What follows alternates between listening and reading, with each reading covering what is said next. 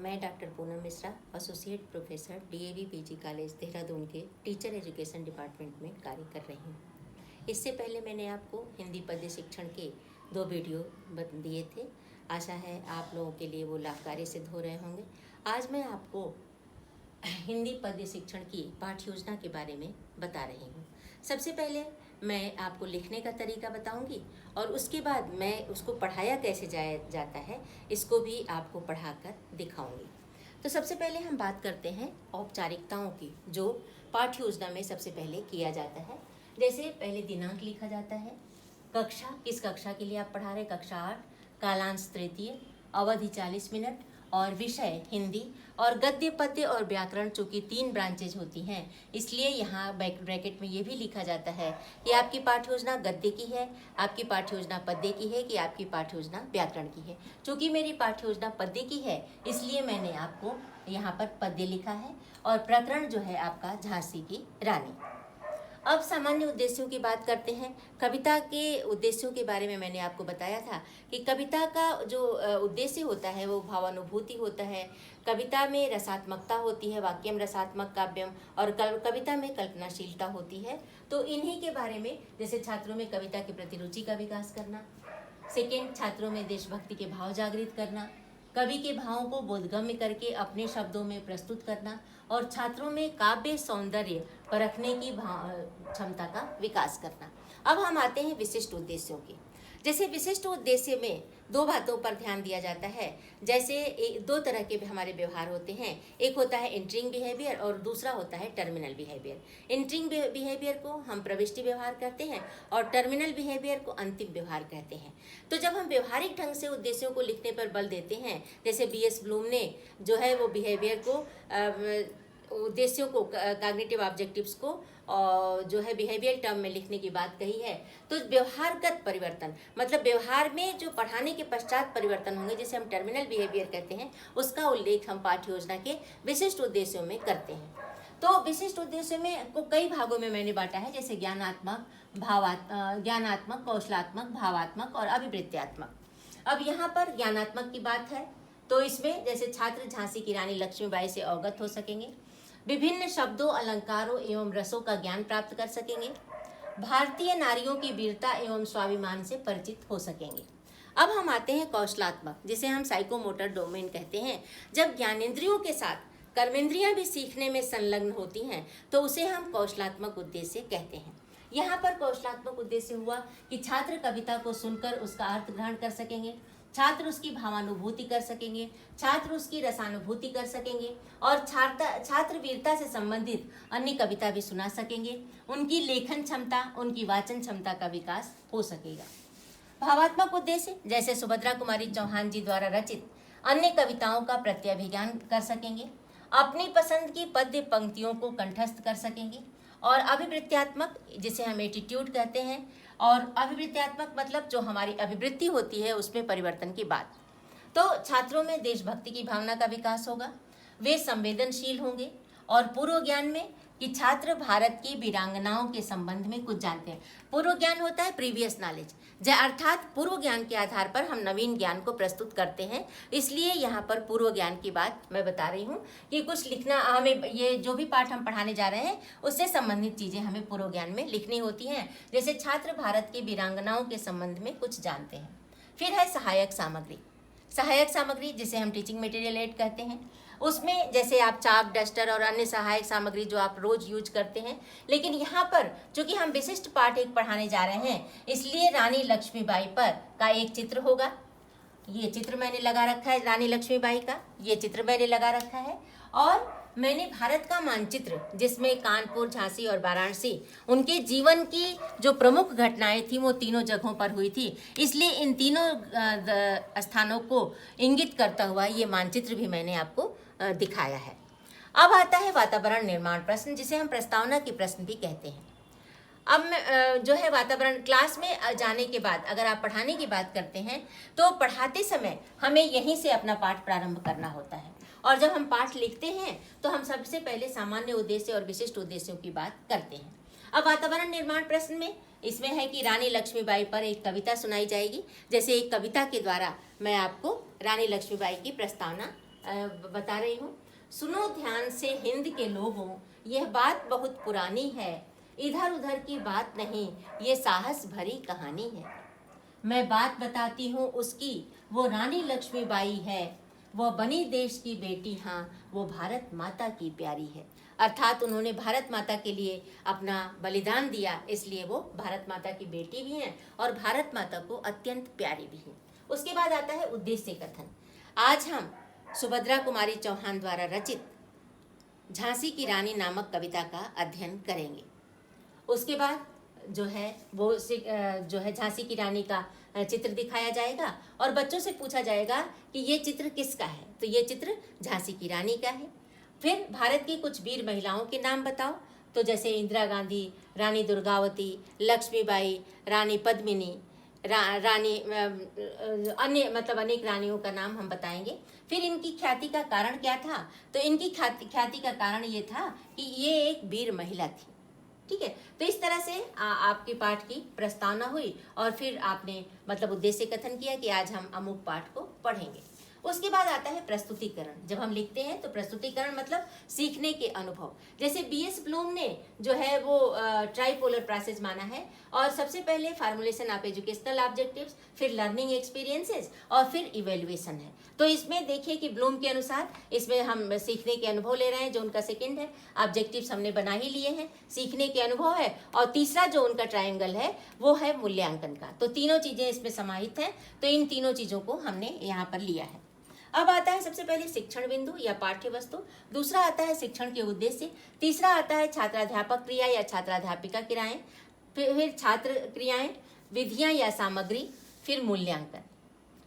और इसी तरह से मतलब ये पूरा पाठ जो है। अब सबसे पहले मैं इसके पॉइंट्स आपको बता देती हूँ। सबसे पहले आदर्श वाचन होगा, उसके बाद उच्चारणाभ्यास कराया जाएगा, फिर अनुकरण वाचन होगा, फिर शब्दार्थ स्पष्टीकरण या काठिन्य निवारण होगा, फिर पुनः आदर्श वाचन होगा, फिर मौन पाठ होगा, फिर भाव विश्लेषणात्मक प्रश्न होगा, फिर समानांतर उद्धरण दिया जाएगा, फिर आवृत्त्यात्मक प्रश्न होंगे, फिर मूल्यांकन के प्रश्न होंगे और फिर गृह कार्य दिया जाएगा और सबसे लास्ट में संदर्भ ग्रंथ होगा। अर्थात आपने किस पुस्तक से ये पाठ योजना तैयार की है, जो एनसीईआरटी का सिलेबस है या उत्तराखंड बोर्ड का सिलेबस है, आईसीएसई बोर्ड का है, सीबीएसई बोर्ड का है, किस बोर्ड से और कौन सी पुस्तक से आपने ये हिंदी पद्य में आपने झांसी की रानी नामक पाठ पढ़ाया है, इसका उल्लेख आपको संदर्भ ग्रंथ में करना पड़ेगा। अब मैं आपको, अभी तक तो मैंने आपको बता दिया कि लिखने का तरीका क्या है, जैसे पाठ योजना आप किस तरह से लिख सकते हैं, तो ये मैंने सरल शब्दों में उसकी व्याख्या कर दी है। अब मैं आपको बता रही हूँ कि पाठ को पढ़ाया कैसे जाता है। जैसे सिंहासन हिल उठे, मैं आपको ये जो आदर्श वाचन आपका पहला शिक्षण बिंदु है वो कर रही हूँ। आदर्श वाचन, आदर्श वाचन करते समय शिक्षक या शिक्षिका को ये ध्यान रखना होता है कि पुस्तक बाएं हाथ में लेनी चाहिए, दाहिना हाथ चाक के लिए या अन्य कार्यों के लिए, मतलब ब्लैक बोर्ड पर अगर आपको कुछ लिखना है तो दाहिना हाथ आपका खाली होना चाहिए, फ्री होना चाहिए। और पुस्तक को पकड़ने का तरीका कि 3 उंगलियां पीछे होती हैं, 2 उंगलियां आगे होती हैं, एक हाथ से आपको पुस्तक को पकड़ना है। तो इस तरह से आपको पढ़ना है। तो मैं आपको सुभद्रा कुमारी चौहान जी द्वारा रचित झांसी की रानी कविता का को पढ़कर आपके सामने सुना रही हूँ, जिसे हम आदर्श वाचन कहते हैं। आदर्श वाचन इसको इसलिए कहा जाता है क्योंकि शिक्षक जो है वो आदर्श रूप से उचित लय, हाव भाव, आरोह और रोह का ध्यान देते हुए कविता को प्रस्तुत करेगी, जिससे कि विद्यार्थी उनका अनुकरण कर सके। सिंहासन हिल उठे, राजवंशों ने भृगुटी तानी थी, बूढ़े भारत में भी आई फिर से नई जवानी थी। गुमी हुई आज़ादी की कीमत सबने पहचानी थी, दूर फिरंगी को करने की सबने मन में ठानी थी। चमक उठी सन 57 में, वह तलवार पुरानी थी, बुंदेले हर बोलों के मुंह हमने सुनी कहानी थी, खूब लड़ी मर्दानी वो तो झांसी वाली रानी थी। कानपुर के नाना की मुंह बोली बहन छबीली थी, लक्ष्मीबाई नाम पिता की वह संतान अकेली थी। बर्छी ढाल कृपाल कटारी उसकी यही सहेली थी, वीर शिवाजी की गाथाएं उसको याद जबानी थी, बुंदेले हर बोलों के मुंह हमने सुनी कहानी थी, खूब लड़ी मर्दानी वो तो झांसी वाली रानी थी। लक्ष्मी थी या दुर्गा थी वो स्वयं वीरता की अवतार, देख मराठे पुलकित होते उसकी तलवारों के बार। नकली युद्ध व्यूह की रचना और खेलना खूब शिकार, सैन्य घेरना, दुर्ग तोड़ना, ये थे उसके प्रिय खिलवाड़। महाराष्ट्र कुल देवी उसकी भी आराध्य भवानी थी, बुंदेले हर भोलों के मुंह हमने सुनी कहानी थी, खूब लड़ी मर्दानी वो तो झांसी वाली रानी थी। हुई वीरता की वैभव की के साथ सगाई झांसी में, ब्याह हुआ रानी बनाई लक्ष्मीबाई झांसी में। राजमहल में बजी बधाई, खुशियाँ छाई झांसी में, चित्रा ने अर्जुन को पाया, शिव को मिली भवानी थी, बुंदेले हर बोलों के मुंह हमने सुनी कहानी थी, खूब लड़ी मर्दानी वो तो झांसी वाली रानी थी। इस तरह से शिक्षक जो है वो उचित हाव भाव के साथ जो है वो कविता का प्रदर्शन करेगा। शिक्षिका जो भी पढ़ा रहा हो क्लास में, छात्र ध्यान पूर्वक सुनेंगे और इसको हम पाठ्यपुस्तक, मतलब हमें पाठ्यपुस्तक का सहारा लेना पड़ता है। जब हम सोशल स्टडी, साइंस और अन्य सब्जेक्ट पढ़ाते, मैथ्स वगैरह, तब उसमें बुक का सहारा नहीं लिया जाता है। लेकिन हिंदी शिक्षण के चूँकि पढ़ना, लिखना, सुनना और बोलना 4 कौशल होते हैं, इसलिए हमें जो है इन चारों कौशलों को विद्यार्थियों को सिखाने के लिए पाठ्यपुस्तक विधि का प्रयोग करना पड़ता है, अर्थात पाठ्यपुस्तक का सहारा लेकर हमें जो है विद्यार्थियों को पढ़ाना पड़ता है। उसके बाद आता है उच्चारणाभ्यास। वाचन की क्षमता का विकास करने के लिए शिक्षिका जो है वो पद्यांश में आए कठिन शब्दों का उच्चारण कराएगी और छात्र उच्चारण करेंगे। शब्दार्थ विधि का प्रयोग है और इसमें हम जैसे भृगुटी, 57, कृपाण, गुमी, सिंहासन, राजवंश, फिरंगी, मर्दानी, ये कुछ कठिन शब्दों को विद्यार्थियों के सामने उच्चारण करवाएंगे। पहले एक बार शिक्षक बोलेगा और उसके बाद फिर विद्यार्थी जो है उसका अनुकरण करेंगे। वो किस लिए? क्योंकि जब अनुकरण वाचन हम कराते हैं तो अनुकरण वाचन के समय जो कठिन शब्द होते हैं वो विद्यार्थी सही तरीके से उसको उच्चरित कर लें, उसका उच्चारण कर लें, इसलिए हम उच्चारणाभ्यास जो है वो विद्यार्थियों से कराते हैं। फिर आता है अनुकरण वाचन। अनुकरण वाचन में वाचन एवं आत्मविश्वास के साथ अनुकरण की क्षमता का विकास हो सकेगा और जो छात्राध्यापिका है वो 2 या 3 छात्रों को व्यक्तिगत रूप से अनुकरण वाचन का आदेश देगी। जैसे मान लीजिए क्लास में 25-30 विद्यार्थी बैठे हैं तो पढ़ाते समय आप 2 या 3 या 4 छात्रों को निर्देश देंगे कि वो अनुकरण वाचन करें और अन्य छात्र जो है उसको पुस्तक में देखेंगे। और आपका कोशिश ये होनी चाहिए कि अगर आप 40 विद्यार्थियों को पढ़ा रहे हैं तो प्रत्येक दिन जो है वो अलग अलग 4 विद्यार्थियों को खड़ा करें, जिससे कि सभी विद्यार्थियों में अनुकरण जो वाचन की क्षमता का विकास हो सके। उसके बाद आता है शब्दार्थ स्पष्टीकरण या काठिन्य निवारण।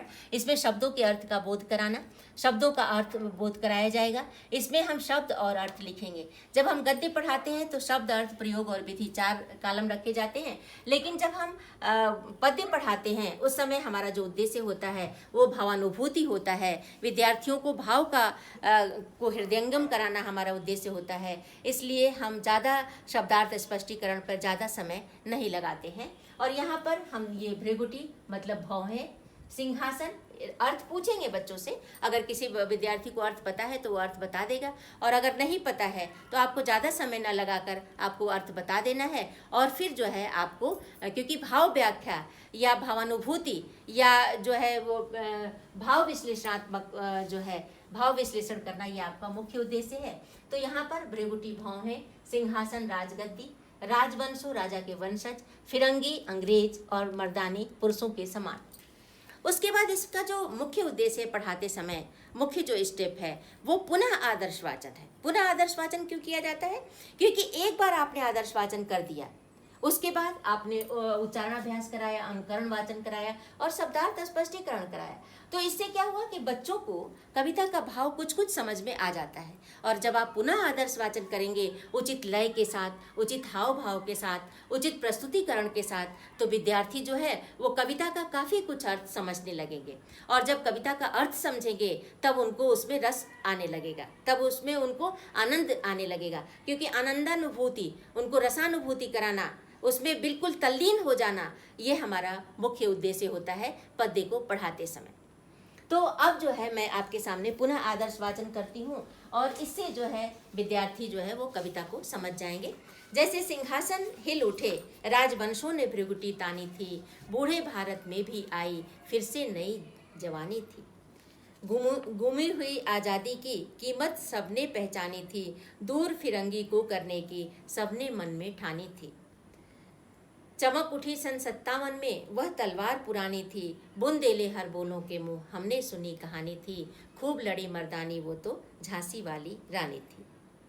कानपुर के नाना की मोहबोली बहन छबीली थी, लक्ष्मीबाई नाम पिता की, वह संतान अकेली थी, नाना के संग पढ़ती थी वो, नाना के संग खेली थी, बरछी ढाल कृपाल कटारी उसकी यही सहेली थी। वीर शिवाजी की गाथाएं उसको याद जबानी थी, बुंदेले हर बोलों के मुंह, हमने सुनी कहानी थी, खूब लड़ी मर्दानी वो तो झांसी वाली रानी थी। लक्ष्मी थी या दुर्गा थी, वो स्वयं वीरता की अवतार, देख मराठे पुलकित होते उसकी तलवारों के वार। नकली युद्ध व्यूह की रचना और खेलना खूब शिकार, सैन्य घेरना दुर्ग तोड़ना ये थे उसके प्रिय खिलवाड़। महाराष्ट्र कुल देवी उसकी भी आराध्य भवानी थी, बुंदेले हर बोलों के मुंह, हमने सुनी कहानी थी, खूब लड़ी मर्दानी वो तो झांसी वाली रानी थी। हुई वीरता की वैभव के साथ सगाई झांसी में, ब्याह हुआ रानी बनाई लक्ष्मीबाई झांसी में, राजमहल में बजी बधाई खुशियाँ छाई झांसी में। चित्रा ने अर्जुन को पाया, शिव से मिली भवानी थी, बुंदेले हर बोलों के मुंह, हमने सुनी कहानी थी, खूब लड़ी मर्दानी वो तो झांसी वाली रानी थी। इस प्रकार से मैंने आपको कविता का पुनः वाचन करके भी सुना दिया। उसके बाद जो मुख्य हमारा उद्देश्य होता है वो होता है भाव विश्लेषण। उसके बाद विद्यार्थियों को मौन पाठ का निर्देश दिया जाएगा, विद्यार्थी मौन पाठ करेंगे। और मौन पाठ क्यों निर्देश दिया जाएगा? क्योंकि विद्यार्थी अभी तक जिन्होंने कविता सुनी है, जो उन्होंने अनुकरण किया है, उस कविता के भाव को वो थोड़ा थोड़ा समझ जाएं, ताकि शिक्षक के द्वारा पूछे गए प्रश्नों का वो उत्तर सहज ढंग से दे सकें। तो सबसे पहले भाव विश्लेषणात्मक प्रश्न हम पूछेंगे, जिसमें छात्र कविता के अर्थ और भाव को जान सकेंगे। जैसे मैं कुछ विद्यार्थियों से प्रश्न पूछूंगी कि झांसी की रानी ने अंग्रेजों से क्यों युद्ध किया, तो विद्यार्थी उत्तर देंगे कि भारत को आज़ादी देने के लिए। यहाँ पर मैं थोड़ा सा आपके सामने स्पष्ट करना चाहूँगी कि उस समय जब झांसी की रानी लक्ष्मीबाई ने अंग्रेजों से युद्ध किया था, उस समय भारत परतंत्र था और उस अंग्रेजों का भारत पर अधिकार था, और अंग्रेजों की राज्य हड़पने की जो नीति थी वो उस समय चरम सीमा पर थी। अंग्रेजों ने ये नियम बनाया था कि जिस राजा के भी संतान नहीं होंगे, उस राजा के संपत्ति को, उस राजा के राज्य को ये हड़प लेंगे। और उसी संदर्भ में जो रानी लक्ष्मीबाई हैं, वाराणसी में इनका जन्म हुआ था, मराठा परिवार में इनका जन्म हुआ था, और वहाँ पर जो है इनका झांसी के राजा श्री बाल गंगाधर राव से इनका विवाह हुआ था। तो ये इसलिए झांसी की रानी कहलाई क्योंकि झांसी के राजा से इनका विवाह हुआ था। तो जब अंग्रेजों ने, और रानी जो है राजा कुछ दिनों में ही चल पड़ बसे, रानी विधवा हो गई और उनके पास कोई संतान नहीं थी। तो अंग्रेजों ने सोचा कि इनके राज्य को भी हड़प लिया जाए। रानी ने दुखों से पार पाते हुए, मतलब अपार दुख को सहते हुए भी उन्होंने सोचा वो कि हम अपने राज्य को अंग्रेजों को नहीं देंगे, और इसके लिए उन्होंने वीरतापूर्वक अंग्रेजों का सामना किया। इसीलिए उन्होंने खूब लड़ी मर्दानी, वो तो झांसी वाली रानी थी, इसीलिए उन्हें मर्दानी कहा गया कि पुरुषोचित, पुरुषों के समान उन्होंने युद्ध में वीरता दिखाई थी। रानी ने कई राजाओं से संपर्क किया, लेकिन राजा जो है वो विश्वासघाती निकले और उन्होंने रानी के साथ विश्वासघात किया, रानी का साथ नहीं दिया, अंग्रेजों का साथ दे दिया। और आप इतिहास पढ़ेंगे तो आपको पता चलेगा कि किन किन राजाओं ने रानी के साथ सहयोग नहीं किया। और इसके बाद रानी ने सोचा कि खुद ही जो है वो युद्ध करना है, क्योंकि युद्ध कला में ये प्रवीण थी, और इस तरह से इन्होंने जो है अपने राज्य को बचाने के लिए इन्होंने स्वयं ही कमर कस ली और घोड़े पर सवार होकर वो युद्ध के लिए चल पड़ी। जैसा कि आप देखते हैं कि इनका घोड़ा भी इनकी जो है आवाज़ पहचानता था और इनका प्रिय घोड़ा था।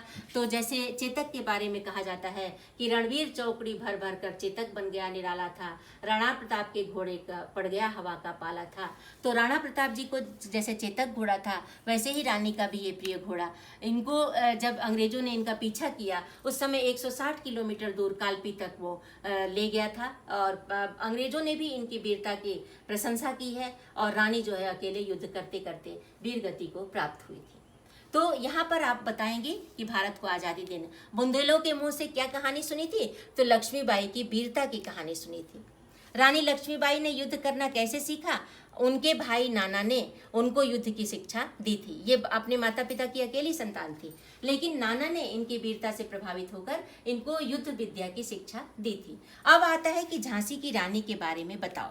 ठीक है, तो इसमें और इसी तरह से आपको जो ये आपने आदर्श वाचन किया था उस कविता का अर्थ भी आपको विद्यार्थी को बताना है। तो सबसे पहले जब हम कविता की व्याख्या करते हैं तब हम उसका संदर्भ भी बताते हैं। ठीक है, तो पहले मैं आपका इसका संदर्भ बताऊंगी और इसका प्रसंग बताऊंगी। तो संदर्भ तो क्या हो गया कि सुभद्रा कुमारी चौहान द्वारा रचित ये झांसी की रानी नामक कविता है। और प्रसंग मैं आपको बता रही हूँ कि प्रस्तुत कविता में कवित्री ने 1857 के प्रथम स्वतंत्रता संग्राम का वर्णन किया है और रानी लक्ष्मी बाई द्वारा दिखाए गए अदम्य साहस और शौर्य का उल्लेख किया गया है। इस युद्ध में लक्ष्मीबाई का अद्भुत युद्ध कौशल और साहस का परिचय दिया था उन्होंने, और बड़े बड़े योद्धाओं के भी दांत खट्टे कर दिए थे। हैरान कर दिया था उनकी युद्ध वीरता ने। उनकी वीरता और पराक्रम से उनके दुश्मन भी बहुत प्रभावित थे, क्योंकि बचपन से ही उनको तलवारबाजी का शौक था, बचपन से ही उनको घुड़सवारी का शौक था, तीरंदाजी का शौक था और निशानेबाजी का शौक था। अब सबसे जो पहला पद है आपका कि जो जैसे खूब लड़ी मर्दानी, वो तो झांसी वाली रानी थी। सबसे पहला जो आपका चरण है उसमें जैसे सिंहासन हिल उठे, राजवंशों ने वृक्ति तानी थी, बूढ़े भारत में भी आई फिर से नई जवानी थी, गुमी हुई आज़ादी की कीमत सबने पहचानी थी, दूर फिरंगी को करने की सबने मन में ठानी थी। आप पहले विद्यार्थियों से इसका अर्थ पूछेंगे और जब विद्यार्थी थोड़ा बहुत बता पाएंगे, लेकिन आपको फिर उसको क्लियर करना है, उसकी व्याख्या करनी है कि आप बताएंगे कि प्रथम पद में लेखिका ने झांसी की रानी लक्ष्मीबाई के साहस और बलिदान का वर्णन करते हुए कहा है कि किस तरह से उन्होंने गुलाम भारत को आज़ाद दिलवाने के लिए हर भारतीय के मन में स्वतंत्रता की चिंगारी जगा दी थी। लक्ष्मीबाई के साहस से हर भारतवासी जोश से भर उठा था। और बूढ़े भारत क्यों कहा गया? क्योंकि भारत जो है वो परतंत्र था, सदियों तक परतंत्र रहा, इसलिए उसको बूढ़ा कहा गया। क्योंकि जब आदमी मतलब परतंत्र होता है, जब स्वतंत्र नहीं होता है कि तो क्या होता है कि उसके मन में नैराश्य की भावना, कुंठा की भावना आने लगती है। तो इसी तरह से भारत को बूढ़ा इसी संदर्भ में कहा गया है, क्योंकि वो अंग्रेजों के अधीन था। और बूढ़े भारत में भी आई फिर से नई जवानी थी, और जो आज़ादी हमसे छिन गई थी उस आज़ादी के लिए जो है वो सबके मन में जोश हो गया था, और अंग्रेजों को दूर भगाने की भावना जो है वो सब में पैदा होने लगी थी। और 1857 में जो है वो सबकी मतलब उनकी तलवार चमक उठी थी सन 57 में, जो कि प्रथम स्वतंत्रता संग्राम का युद्ध कहा जाता है। और बुंदेले हर बोलों के मुंह, मतलब बुंदेलों के मुंह से हमने ये कहानी सुनी है कि खूब लड़ी मर्दानी, मर्दानी मतलब जो पुरुषों के समान जो जिसने युद्ध किया था वो रानी लक्ष्मीबाई जो है वो उनकी हमने कहानी सुनी थी। और वो कौन था? वो झांसी वाली रानी थी। उसके बाद आप कहेंगे कि कानपुर के नाना की मोबोली बहन छबीली थी, लक्ष्मीबाई नाम पिता की वह संतान अकेली थी, बर्छी ढाल नाना के संग पढ़ती थी, वो नाना के संग खेली थी, बर्छी ढाल कृपाल कटारी उसकी यही सहेली थी, बुंदेले हर बोलों के मुंह हमने सुनी कहानी थी, खूब लड़ी मर्दानी वो तो झांसी वाली रानी थी। देखिए, जब आप कविता पढ़ाते हैं तो उस कविता में पहले आपने आदर्श वाचन किया, फिर आपने पुनः आदर्श वाचन किया, तो उसमें आपका उद्देश्य ये होना चाहिए कि पूरी कविता आपको कंठस्थ हो जाए और आपको कविता की लाइनें बोलते जाना है और फिर उसका अर्थ जो है वो विद्यार्थियों को बताते जाना है। तो इसमें उन्होंने क्या कहा कि जैसे जो रानी हैं उन्होंने इनकी अद्भुत प्रतिभा से प्रभावित होकर इनके मुँह बोली बहन जो है वो नाना ने अपना बना लिया था इनको, और नाना साहब ने इनको युद्ध विद्या की शिक्षा दी थी, और बचपन में अन्य लड़कियों से अलग थी, गुड्डे गुड़ियों से खेलने की बजाय बर्छी ढाल कृपाल और कटारी उनकी ये सहेलियाँ थीं। तो इस तरह से इनको जो है वीर शिवाजी की गाथाएं उनको याद जबानी थी। छत्रपति शिवाजी के बारे में तो सारा देश जानता है, और उनकी वीरता की गाथाएं तो हर जगह जो है वो चर्चित हैं। उन्होंने औरंगजेब की पराधीनता को स्वीकार नहीं किया और बंदी गृह से किसी तरह से वो बच के निकले, और फिर उन्होंने मुगल सेना का डटकर सामना किया था। इसलिए छत्रपति शिवाजी तो जो जैसा होता है, जाकी रही भावना जैसी, तो जो जैसा होता है वैसा ही मतलब साहित्य पढ़ना पसंद करता है, वैसा ही पुस्तक पढ़ना पसंद करता है। तो चूँकि ये वीर महिला थी इसलिए इनको शिवाजी की वीरता की गाथाएं इनको बहुत पसंद थी। तो इस तरह से उन्होंने छत्रपति शिवाजी की जो गाथाएं थी इनको याद जबानी थी, मतलब कंठस्थ हो गई थी इनको, इतनी बार इन्होंने पढ़ा था। तो बुंदेले हर बोलों के मुंह हमने सुनी कहानी थी, खूब लड़ी मर्दानी वो तो झांसी वाली रानी थी। उसके बाद लक्ष्मी थी या दुर्गा थी, वो स्वयं वीरता की अवतार, देख मराठे पुलकित होते उनकी तलवारों के बार। नकली युद्ध व्यूह की रचना और खेलना खूब शिकार, सैन्य तोड़ना दुर्ग तोड़ना, सैन्य घेरना दुर्ग तोड़ना, ये थे उसके प्रिय खिलवाड़।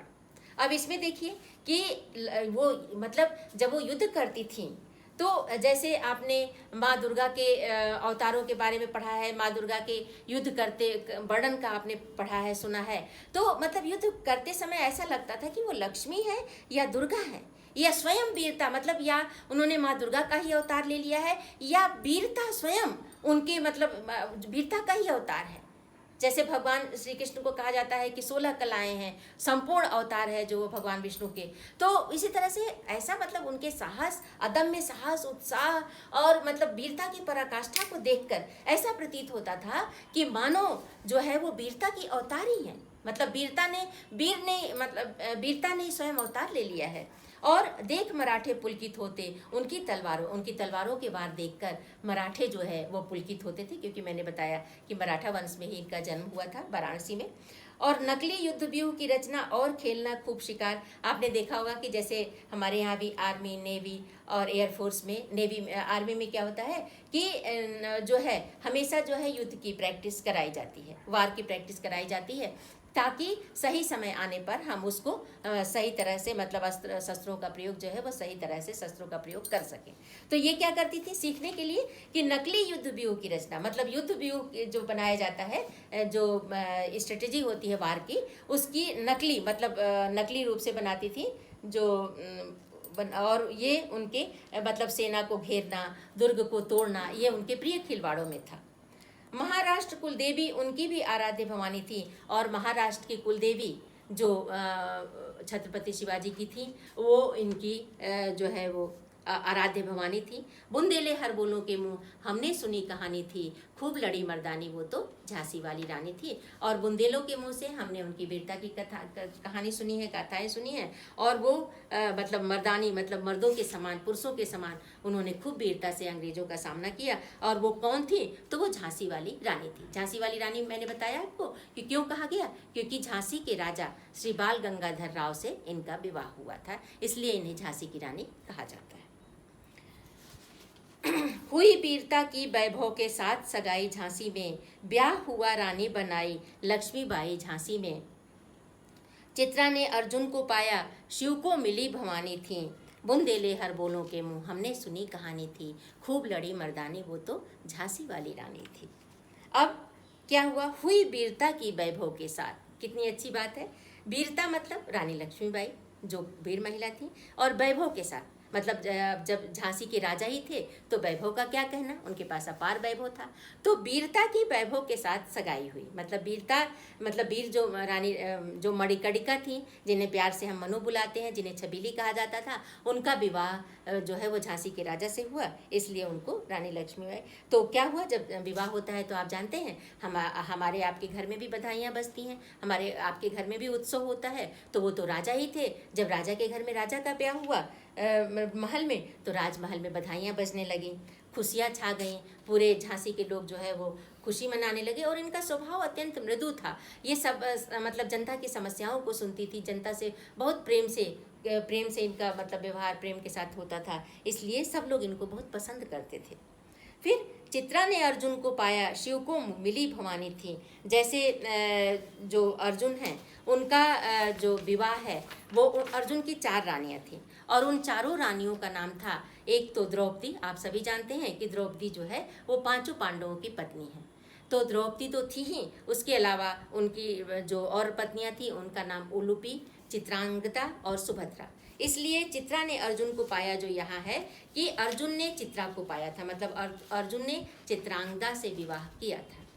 और शिव को मिली भवानी थी, भगवान शिव के साथ माता पार्वती का विवाह हुआ था। आप सभी जानते हैं, सर्वविदित है कि भगवान विष्णु का विवाह लक्ष्मी जी के साथ, भगवान शिव का विवाह माता पार्वती के साथ हुआ था। तो जैसे जो है चित्रा ने अर्जुन को पाया, शिव को मिली भवानी थी। तो यही है कि अर्जुन का विवाह चित्रांगदा के साथ हुआ, चित्रा के साथ हुआ, और भगवान शिव का विवाह भवानी के साथ हुआ। तो इस तरह से बुंदेले हर बोलों के मुंह हमने सुनी कहानी थी, खूब लड़ी मर्दानी वो तो झांसी वाली रानी थी।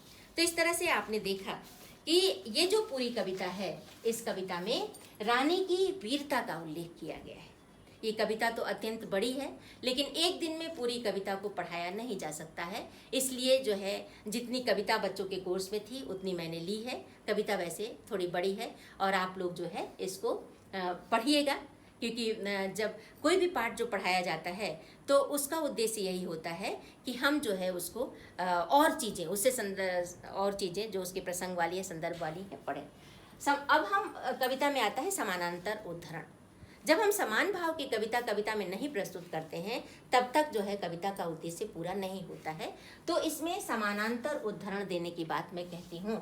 जैसे क्यों? क्योंकि भावों को बोधगम्य बनाने के लिए, देशभक्ति की भावना के लिए हम बच्चों को समभाव की कविता भी बताने को कहते हैं।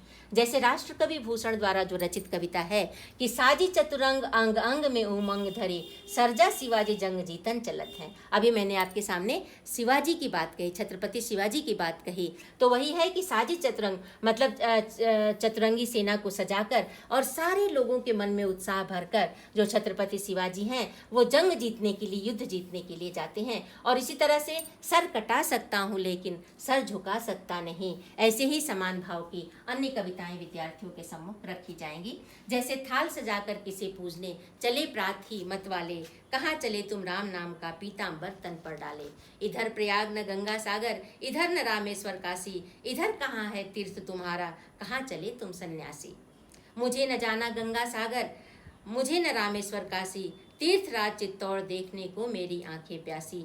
वहीं जा रहा पूजा करने, लेने सतियों की पद धूल, वहीं हमारा दीप जलेगा, वहीं चढ़ेगा माला फूल। देखिए, कवि ने, पंडित श्याम नारायण पांडे ने अपनी भावना को इस प्रकार से व्यक्त किया है। देशभक्ति की भावना है कि वो कहीं भी नहीं जा रहा है थाल सजाकर, मंदिर में नहीं जा रहा है, बल्कि देशभक्त जो हैं, जैसे चित्तौड़ आप जानते हैं कि रानी पद्मावती जो है वो हजारों स्त्रियों के साथ उन्होंने जो है वो सती प्रथा का चयन कर लिया था, आग में जल के भस्म हो गई थी। तो वही चित्तौड़ में जा रहा हूँ जहाँ पर सतियों की जो सती हो गए थे उनकी पदधूल को मैं लेने जा रहा हूँ, और वहीं पे मैं दीपक भी जलाऊंगा और वहीं पे मैं अपनी फूल माला भी चढ़ाऊंगा। इसी तरह से दूसरी कविता है माखनलाल चतुर्वेदी की कि चाह नहीं मैं सुरबाला के गहनों में गूथा जाऊं, चाह नहीं प्रेमी माला में बध प्यारी को ललचाऊं, मुझे तोड़ लेना बनमाली उस पद पर देना तुम फेंक, राष्ट्र मातृभूमि पर शीश चढ़ाने जिस पद जाए वीर अनेक।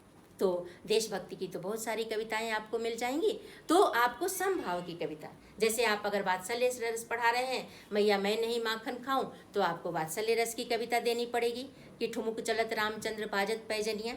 तो जिस भाव को आप पढ़ा रहे हैं उस भाव की कविता को आपको विद्यार्थियों के सम्मुख देना पड़ेगा। तो ये होता है समानांतर उद्धरण। फिर आपको आवृत्त्यात्मक प्रश्न पूछते हैं कि रानी लक्ष्मीबाई कौन थी, क्यों युद्ध किया था, कहाँ की रानी थी, उनका विवाह किसके साथ हुआ था।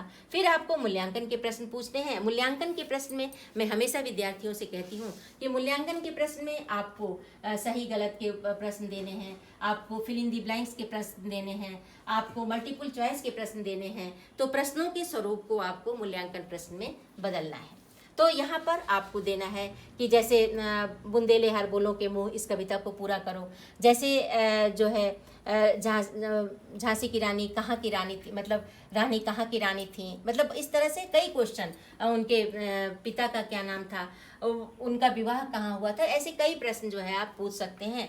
और रानी ने युद्ध विद्या की शिक्षा कहाँ से ली थी, ये सत्य है या नाना से ली थी, ये सत्य है असत्य है। बुंदेलों के मुख से कथा नहीं सुनी थी, ये सत्य है या असत्य है। तो इस तरह से आप जैसे मल्टीपल चॉइस के क्वेश्चन विद्यार्थियों को दे सकते हैं। उसके बाद आता है गृह कार्य, जिसमें छात्र कविता की 5 पंक्तियों को कंठस्थ करके आएंगे। और फिर आता है संदर्भ ग्रंथ, अर्थात जिस पुस्तक से आपने पढ़ाया है उस पुस्तक, चाहे एनसीईआरटी की है, चाहे उत्तराखंड बोर्ड की है, चाहे आईसीएसई की है, सीबीएसई की है, आपको संदर्भ ग्रंथ में उसका उल्लेख करना पड़ेगा। इस तरह से मुझे आशा है कि आप जो है पद्य शिक्षण को किस प्रकार से लिखा जाता है और पद्य को की पाठ योजना किस तरह से पढ़ाई जाती है, इन दोनों बातों का उल्लेख मैंने आपको किया है, अत्यंत सरल शब्दों में बताया है। और अपने अध्यापन के अनेक वर्षों के 30 वर्षों के अनुभव से मैंने आपको ये चीज़ें बताई हैं। आशा है आपको ये पाठ्य योजना लिखने भी आ जाएगी और आप इसे देखेंगे और आप इसे पसंद भी करेंगे। धन्यवाद।